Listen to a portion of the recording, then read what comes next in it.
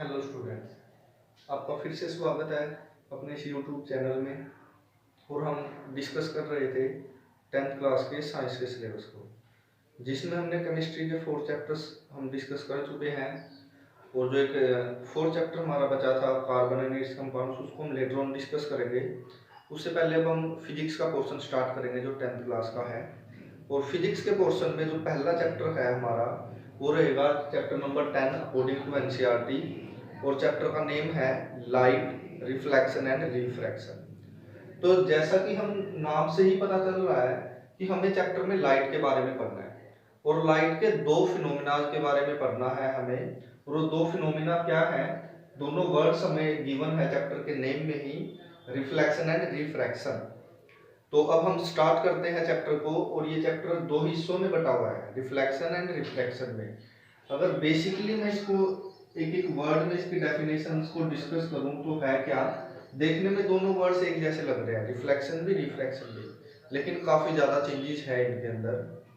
तो सबसे पहले अगर मैं रिफ्लेक्शन की बात करूं, एक एग्जांपल के थ्रू अगर मैं आपको समझाऊं कि अगर हमारे पास एक गेट है, वो गेट क्लोज्ड है, और उसके ऊपर अगर हम रबर की बॉल फेंक कर मारते हैं तो क्या होगा, और रबर की बॉल उस गेट को हिट करके बाउंस बैक करके वापस आ जाएगी उसी डायरेक्शन में, सॉरी डायरेक्शन अपोजिट हो जाएगी उसकी। लेकिन अगर वो गेट ओपन है और वहां पे हमने कर्टेन्स लगा रखे हैं, पर्दे लगा रखे हैं, फिर रबर की बॉल अगर हम हिट करते हैं उसके ऊपर तो क्या होगा, वो रबर की बॉल उसको हिट करके दूसरी तरफ क्रॉस कर जाएगी, लेकिन उसकी स्पीड वगैरह कुछ ना कुछ जरूर चेंज होगी। और इसी चीज को हम अब साइंस की लैंग्वेज में अगर मैं बोलूं कि अगर हम किसी रिफ्लेक्टिंग सरफेस, शाइनिंग सरफेस के ऊपर रे ऑफ लाइट को इंसिडेंट करवाते हैं, क्या किसी शाइनिंग सरफेस के ऊपर, रिफ्लेक्टिंग सरफेस के ऊपर रे ऑफ लाइट को इंसिडेंट करवाते हैं तो रिफ्लेक्ट बैक होके वापस आ जाएगी, इस फिनोमिना को बोलते हैं हम रिफ्लेक्शन। लेकिन अगर रे ऑफ लाइट हमारी उस सरफेस से दूसरी तरफ क्रॉस कर जाए, उसको हम बोलेंगे रिफ्रैक्शन। अगर ढंग से अगर इसकी डेफिनेशन की हम बात करें तो रिफ्लेक्शन क्या है, ये फिनोमिना है, phenomena of bouncing back of light incident on a shining surface. Reflecting की जगह हम शाइनिंग सरफेस लिख सकते हैं, on a shining surface. Same अगर रिफ्रैक्शन की बात करें तो क्या है, when ray of light crosses from one medium to another medium,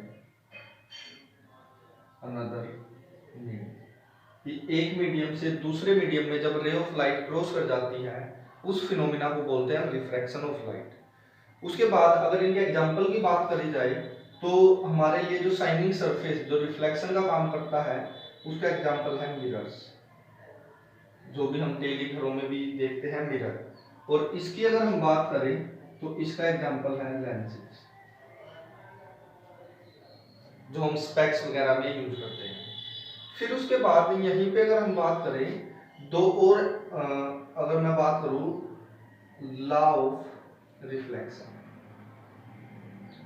reflection के कुछ लॉज हैं। इस टॉपिक को हम लेटर ऑन डिस्कस करेंगे चैप्टर के नेक्स्ट हाफ में। अब पहले रिफ्लेक्शन को स्टडी करते हैं। अगर रिफ्लेक्शन का अगर मैं यहाँ पे डायग्राम बनाऊं सिंपल सा, कि अगर ये हमने मिरर प्लेस कर रखा है, एक तरफ से ये पेंटेड है जिस तरफ से हमें लाइट कुछ भी दिखेगा नहीं, और इस तरफ से हमें दिखता है। अब यहाँ पर अगर हमने कोई रे ऑफ लाइट इंसिडेंट करवाई है, रे ऑफ लाइट इसके ऊपर स्ट्राइक करवाई है, इसको बोलते हैं इंसिडेंट रे।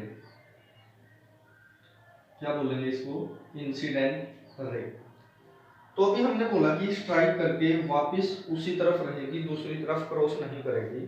तो कैसे आएगी, अगर यहाँ पे हम कोई इमेजिनरी लाइन एज्यूम करके चले जो कि इसके ऊपर सरफेस के ऊपर, जो मिरर का सरफेस लिया है हमने, उसके ऊपर बिल्कुल परपेंडिकुलर है, नॉर्मल है, और नॉर्मल मीन्स 90 डिग्री, और इसीलिए इस रे को हम नॉर्मल रे भी बोल देते हैं।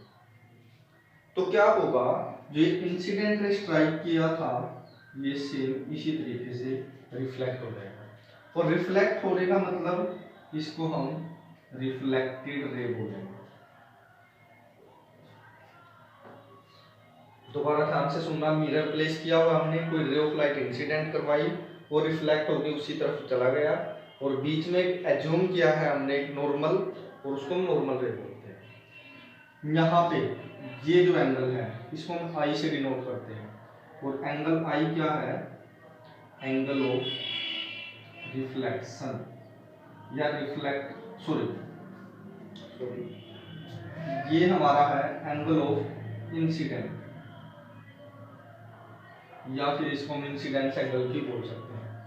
और यहाँ पे जो हमारा एंगल होगा वो आर, एंगल आर क्या होगा, एंगल ऑफ रिफ्लेक्शन या रिफ्लेक्टेड एंगल। तो इसी बेसिस पे दो लॉ है हमारे, क्या, फर्स्ट लॉ की अगर हम बात करें तो क्या, angle of incidence is always equal to the angle of reflection. Means क्या है इसका, दैट इज करके अगर लिखना पड़े, angle I is equal to angle R, means जिस एंगल पे हमने रे ऑफ लाइट इंसिडेंट करवाते हैं उसी एंगल पे हमारी रे रिफ्लेक्ट बैक होके चली जाती है। एंड सेकेंड लॉ क्या था इसका, रिफ्लेक्टेड रे